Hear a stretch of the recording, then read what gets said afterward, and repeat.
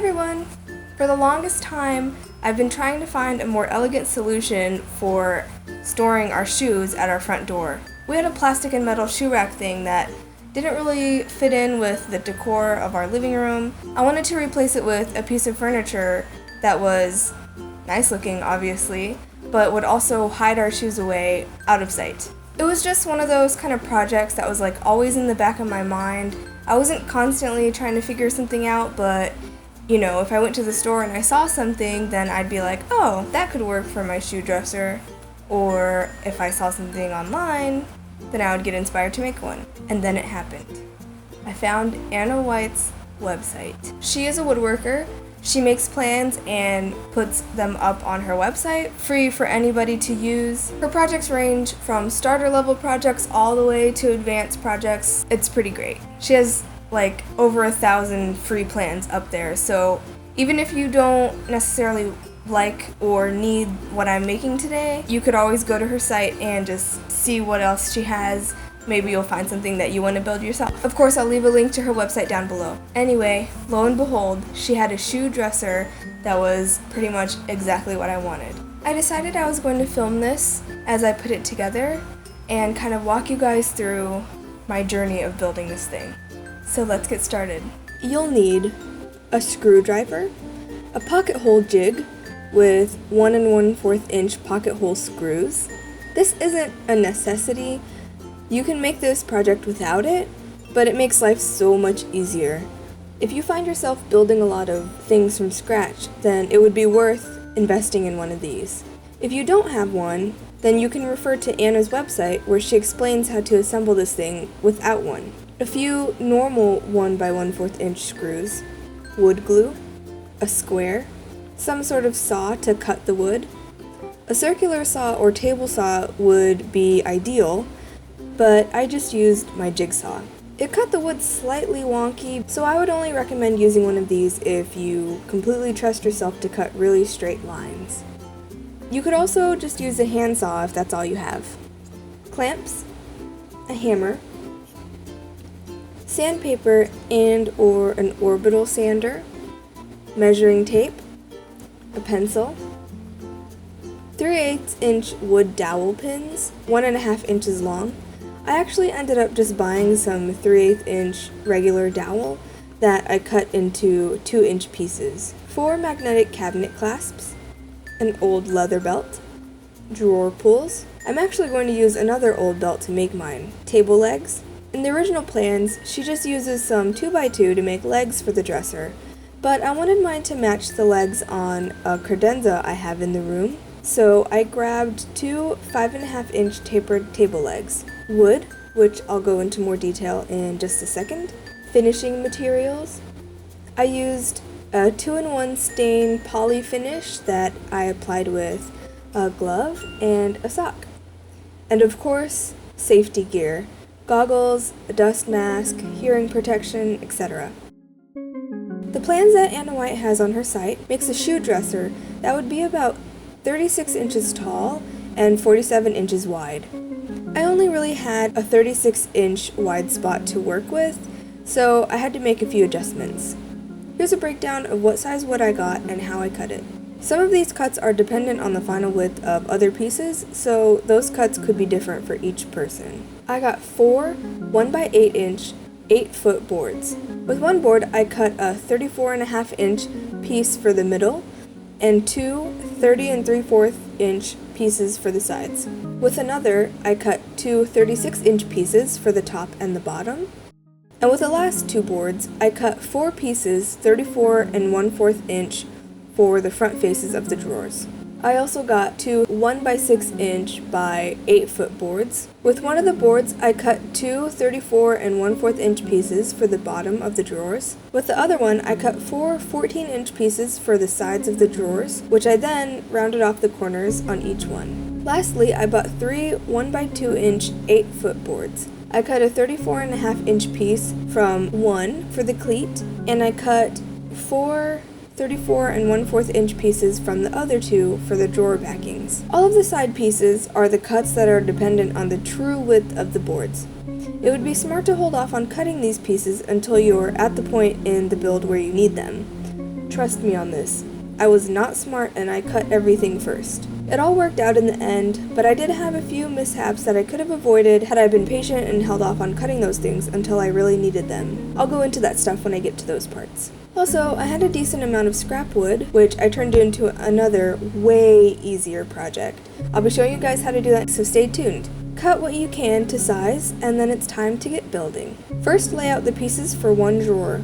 Find the nicer sides of the wood that will make up the face of the drawers, and put the nice sides down facing the ground, or work table, or whatever you're building this thing on. Take the board that you want to be the bottom, and drill some pocket holes into that.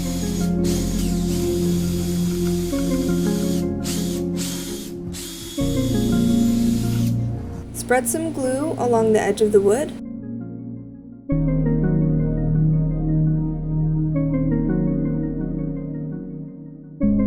Clamp the pieces and screw them together.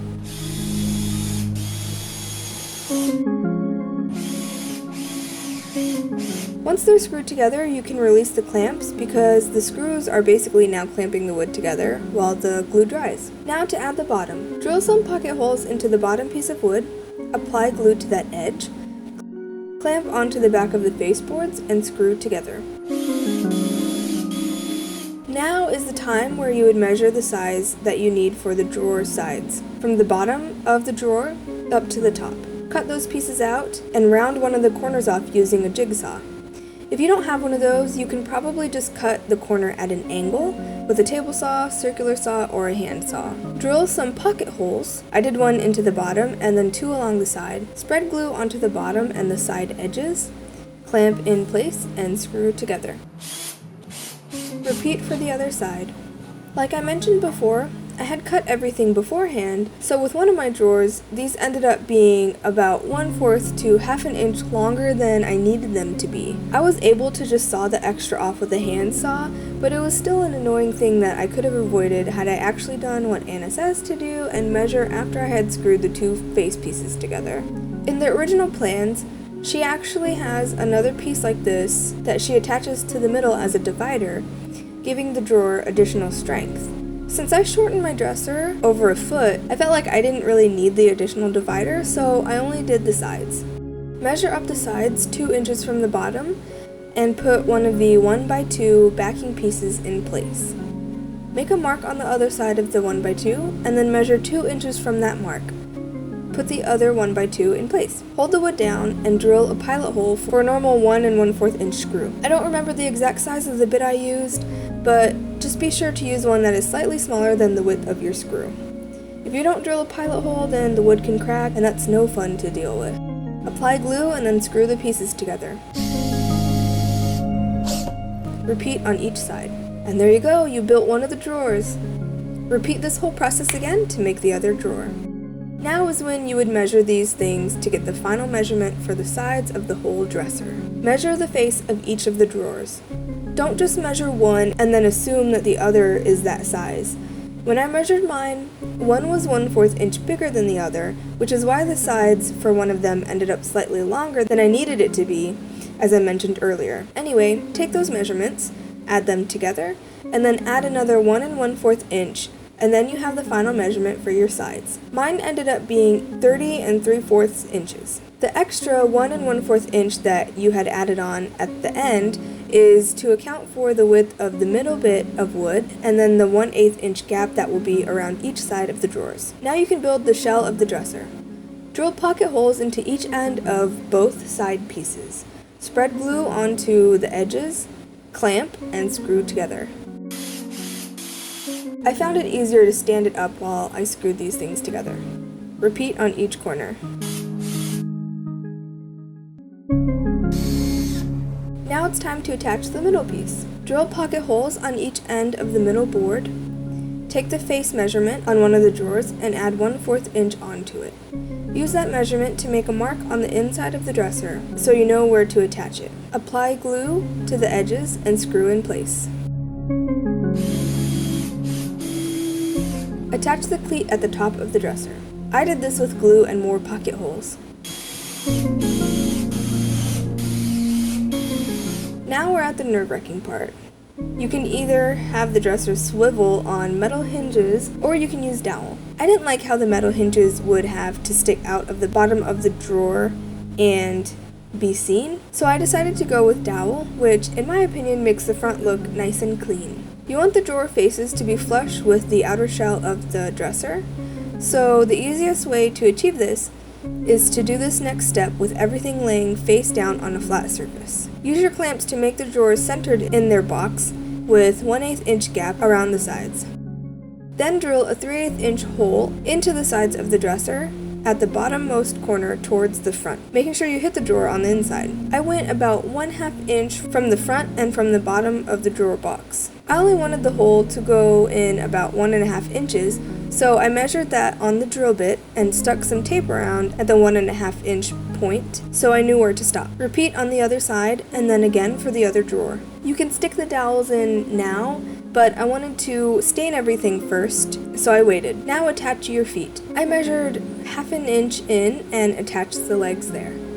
The kind that I bought came with a metal face that you screw directly into the wood, and then you screw the leg into that. The plans actually only call for 2 front legs, because you're going to end up screwing the whole unit into the wall. The legs are only really there to make sure that it sits higher than your baseboards, so it can be flush to the wall. Even though you only needed 2 legs, I decided last minute that I would add back legs just in case. Since they're in the back and you wouldn't really see them anyway, I just used some scrap 1x2. I measured the legs plus the metal plate and cut the 1x2 to size, and used glue and pocket holes to attach them in place. In the original plans, she also put on a little skirting underneath it, but I skipped that. As I was editing this video, I realized it was getting kind of long, so I decided to split it up into 2 parts. This week being how to build it, and next week being how to finish it. So please tune in next week if you're interested in seeing how it turns out. If you have any questions, then please leave a comment down below, or you can hit me up on any of my social media accounts, Twitter, Tumblr, Instagram, or Pinterest. I'll leave the information to those down below. Don't forget to check out Anna White's website if you want the plans to this project, or to just check out any of the other plans that she has up there. Alright, I'll see you guys next week.